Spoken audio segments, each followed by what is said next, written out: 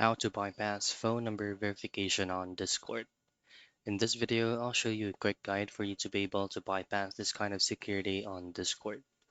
So the very first thing that you want to do is to head out into your Discord account and make sure that you're logged in. So this is going to be the phone number verification. Now you're just going to need to use a free phone number lookup for you to be able to receive an SMS.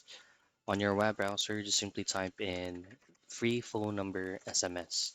And there's going to be a lot of resources here, but you just gotta go ahead and choose one. So for example, this one right here.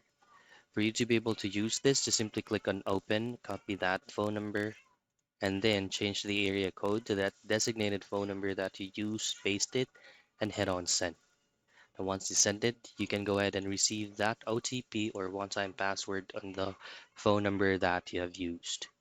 And that is how you bypass phone number verification on Discord.